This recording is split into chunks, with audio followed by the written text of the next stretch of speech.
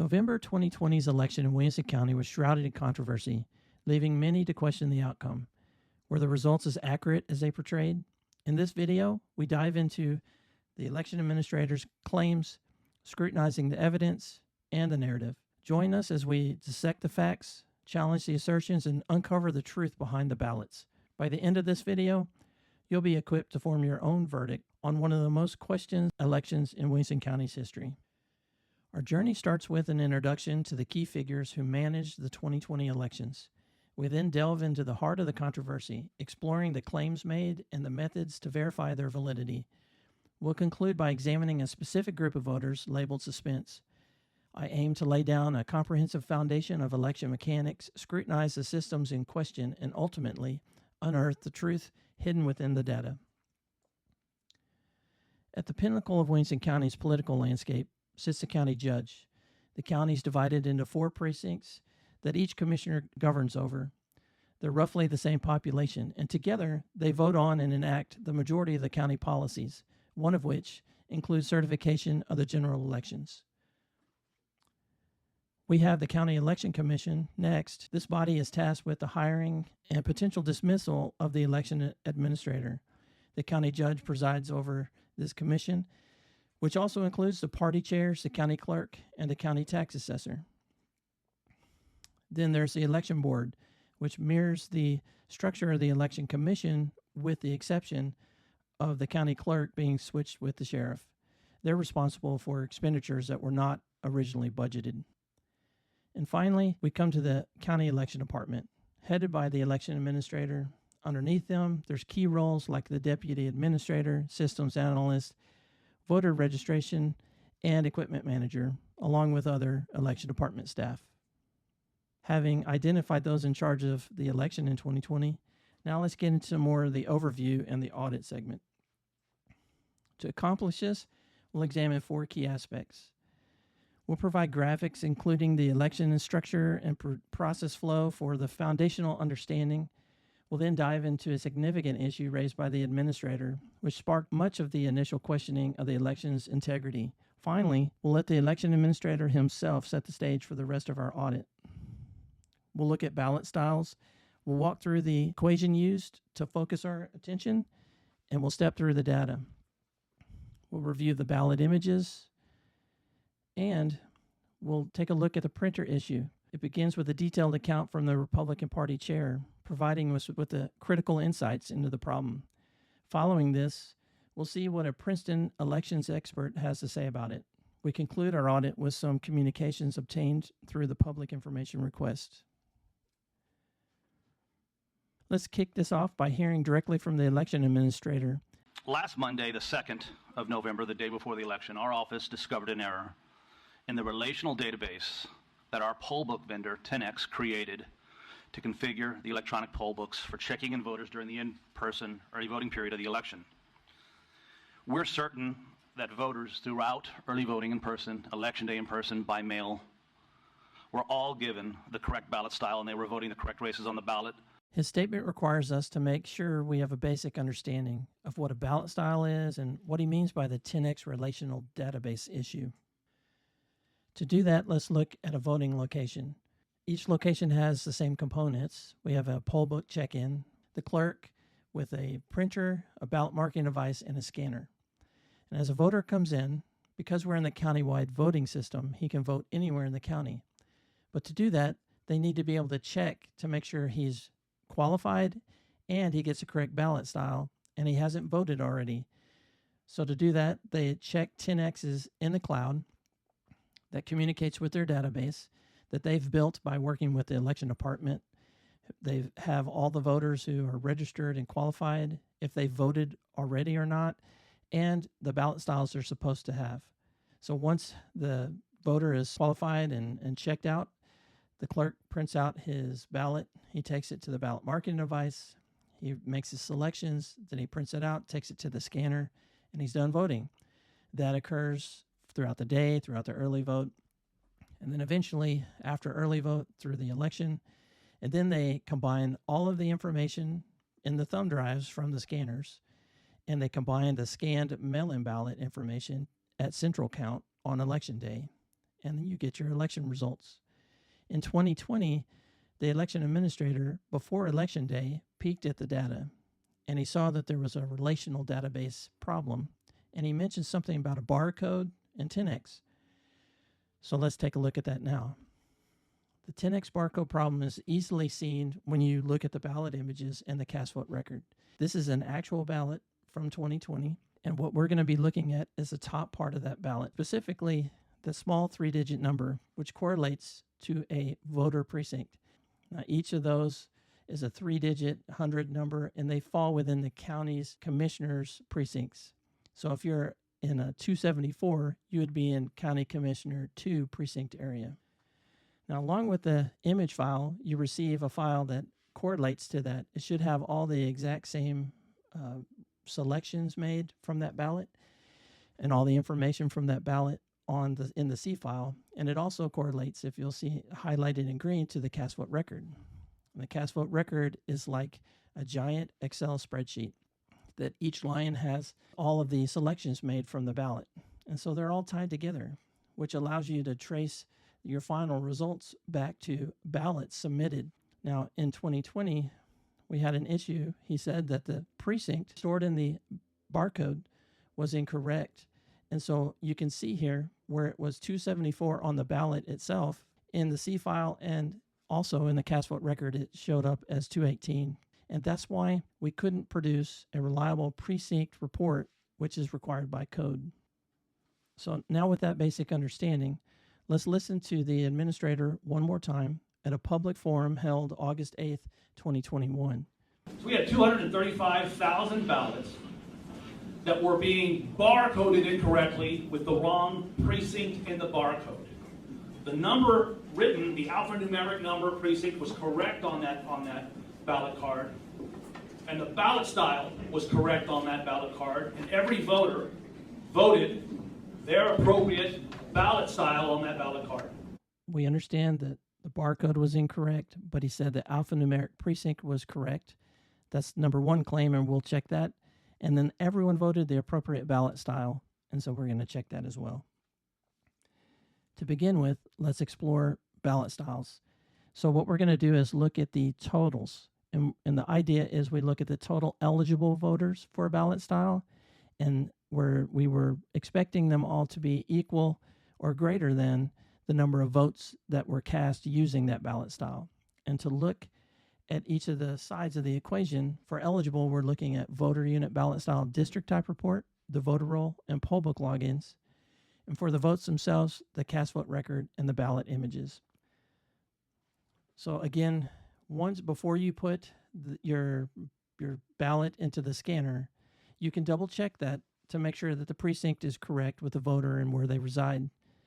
But once you put it into the scanner, there's a wall, a veil of secrecy that comes up, which is good. That's what we want. But then all you can do is look at the total number of votes. Back to our equation. After combining all of the eligible votes and looking at the voted ballot styles, I calculated the delta and then sorted it. And these are the highest deltas. So we're going to focus on the top one, ballot style 69. Now I have voting unit ballot style district type report. It shows the district types, which are all the different races you can vote on. And in this section, a voting unit is equivalent to precinct. You can see this is set up for Constable Precinct 4. And in the cast vote record, you can see all of the precincts were in the 400s, so that's good. The green highlighted rows in the cast vote record are the actual qualified to use the ballot style, but at least all of them were in the 400s. I then looked at the poll book logins. You can see I isolated all the ballot style 69s, and I realized there was this column that talked about provisional or challenge reasons. And so I wanted to see how that column played out. And there was actually 44 with no challenge, which fits within our expected totals. But there was quite a bit of fail-safe and suspense voters. So here we're going to look at the fail-safe. What is a fail-safe voter? In 2020, this was a training deck, and it explains that if a voter moved within the county and they didn't register in time before the election, that they have to receive a ballot only containing races and issues in common between the voter's old address and new address, which that's a good thing. So you're able to vote on most of the things, on all the things that you hold in common. So this ballot style 69, if you remember, it has Constable Precinct 4, which is in that 4 highlighted area. So we would expect everyone to be moving, if they got this as a fail-safe, within that 4. And to double check that, I took the addresses in the check-in log, assigned latitude and longitude to each address, and then plotted it onto a map. Now, if you can see, there's quite a few voters who received this as a fail-safe ballot, but were not within the Commissioner 4 precinct. Now we're going to take a look at ballot images. And humans putting them in boxes oftentimes put them in different boxes. A conversation I had with Commissioner Cook before the meeting, she recognized votes in her race in precincts that are not in her commissioner precinct, and it was because that ballot during the sort process was put in different boxes during our sort. This was on certification day in front of the Commissioner's Court. The election administrator was explaining that due to the 10X precinct barcode relational database issue, they had to get a court order and go in and hand sort all of the ballots into their precincts. And in doing that, he said they made mistakes, which led to some ballots being the way he had to calculate it or compile it. Some ballots were showing being voted on in a certain commissioner's precinct, but they were races that didn't represent that area. And that's how he was explaining it was human error. If I had all my voting precincts together, they better equal the total number of votes that I got. Yes, ma'am, that's our expectation too. If I did it correctly and there were no human errors, That's it would correct. equal those numbers. That's correct. If we did it correctly and necessarily by human hand and without any errors, it would absolutely match these numbers. That's what we needed to hear today. Yes, ma'am.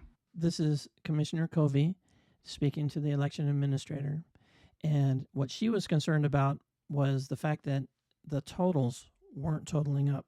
6 months later or 7 months later, he posted the results, and it was still 238 off. Let's look at the ballot images for ballot 69. So on ballot style 69, if you recall, we have the Constable Precinct 4. But if you'll notice, the alphanumeric precinct says 140. Now, what we've learned, or what this amounts to, is someone from the 100 precinct voting for a commissioner or constable in precinct 4. That means someone who was voting for or against that constable got their vote diluted. And as a side note, during this research, we found that there was 400 images missing totally. So we had a cast vote record for them. They counted towards the outcome, but there was no image to support it. That is the voter unit ballot style district type report to show that in 140, there's no Constable Precinct 4. So we found a 100. We found people in the precincts in the Commissioner 2 precinct voting for Constable Precinct 4. And we found people in the 300s voting for Precinct 4 Constable. Now, a lot of people said, did this occur in other places on other ballot styles as well? So I decided to look at ballot style 23. 23, we found the exact same issue where you have 100s voting for Constable Precinct 2. You have 300s voting for Constable Precinct 2. And you have people living in the 400s voting for Constable Precinct 2. Finally, there was ballot style 27. Here we find in Precinct 3 that they were voting for Leander ISD in the 200s. This is another one, 331. 331 does have the Leander ISD. But this one's a little bit unique because out of all the examples I found, this was election day after he said they fixed the barcode issue, tying the precinct with the ballot style.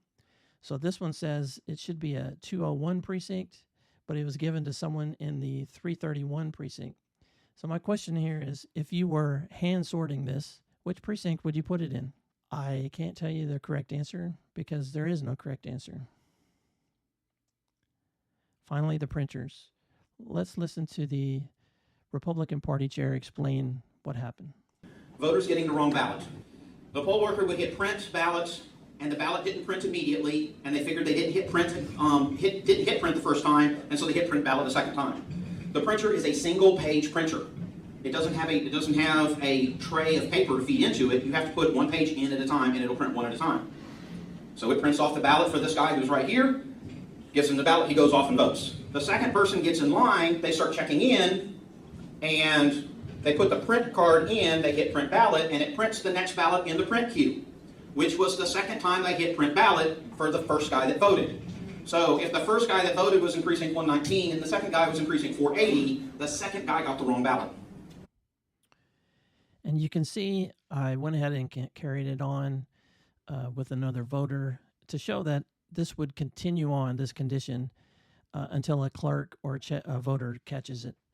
And the stats in the upper right corner just show you the opportunities that this had to occur, being that there was 814 operators or clerks, 76 unique locations, and all throughout early vote and election day. This is an article written by the Princeton election expert, Andrew Appel, and he examined the information in Williamson County, and he mentioned that in Williamson County, the mistake was unrecoverable. Once the voters have been given the wrong ballots, there's no amount of recounting that can recover a fully valid election result. So you could take the ballots out and scan them again, and you get the same quantities. The problem is the quantities could be wrong due to the fact that voters were getting the wrong ballot styles. Now, in 2022, Mr. Appel worked with someone in Morris County in New Jersey, and they had the same setup as Williamson County. And they reached out to their 10X providers, and they said that there was a timer pop-up that we in Texas didn't have turned on, and that would have prevented the issue. So our election administrator explained to the commissioners it was 10X's problem.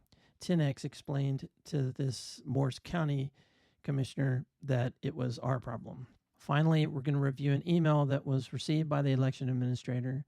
I put a calendar showing the first day of early vote was the 13th in October. He received this email on the 17th from a lady who voted at a Hutto location but lived in Round Rock, and she was questioning the fact that she had Hutto candidates listed on her ballot. So the election administrator reviewed her information, and so he said that he agreed with her, and he mentioned that on Tuesday, which would have been the first day of early voting, he had heard a poll worker at a location complain of wrong ballot style coming out of the printer. But then he followed up and concluded with he has to wonder how many voters are voting an incorrect ballot like Kim did. So clearly aware people were getting the wrong ballot styles, voting the wrong races. Finally, to wrap up our audit, let's take a closer look at the category of suspense voters. All registered voters have a status: active, canceled, or suspense. Suspense voters are eligible to vote, but there's an issue with their registration record, often due to a change of address within the county. The law is clear. To vote as a suspense voter, you must complete a statement of resident affidavit. If you remain in suspense and miss 2 consecutive general elections, your registration will be canceled. A significant issue in the 2020 election was the large number of suspense voters who cast ballots while remaining in suspense status, participating in multiple elections under this condition. The situation raises concerns about the accuracy of the ballot distribution, as their registration might not reflect where their current precinct or ballot style eligibility is. This is no doubt contributing to vote dilution. In conclusion, now that you've explored the data and examined the claims and seen the verifications, what do you think? Were the alphanumeric precinct codes correct? Did every voter receive the correct ballot style, ensuring they voted on the appropriate races? Were the results in 2020 election as accurate as what they were portrayed? This investigation highlights the importance of citizens engaging with the electoral process, understanding how elections are conducted, verifying the claims, and being informative about the races they're eligible to vote in, knowing what ballot style they're supposed to have. Thank you for watching and for sharing this important discussion.